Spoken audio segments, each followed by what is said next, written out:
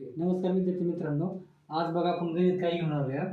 एक काम 12 कामगार 8 दिवसात करतात, तर जर 4 कामगार वाढले तर ते काम किती दिवसात पूर्ण होईल. बघा कालच्या रीलमध्ये तुम्हाला मी आता जो सार आहे कामगार आणि कामचा तो सांगितला होता, तोच इथं वापरायचा.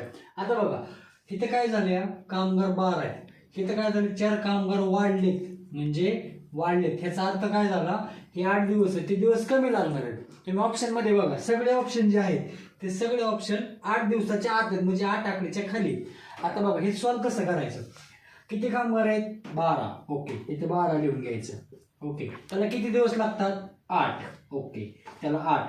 आता बघा त्याला कामगार किती वाढले, परत कामगार वाढले 4 वाढले, 12 4 किती झाले इथं 16. आता बघा हे फक्त सॉल्व करायचं.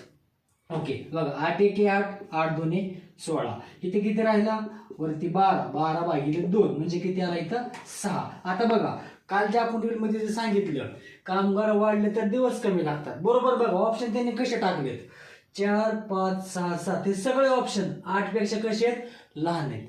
ओके, ह्या दोघांचा गुणाकार फक्त करायचा आणि त्याला कशाने बघायचं, 4 कामगार वाढले म्हणून 4 मिळवले त्याच्यामध्ये. ओके, अतिशय सिंपल टेक्निक आहे. बघा कालच्या रील मध्ये आपण टाकलोय बघा, कामगार आणि काम यांचा संबंध कसा आहे. ओके, धन्यवाद.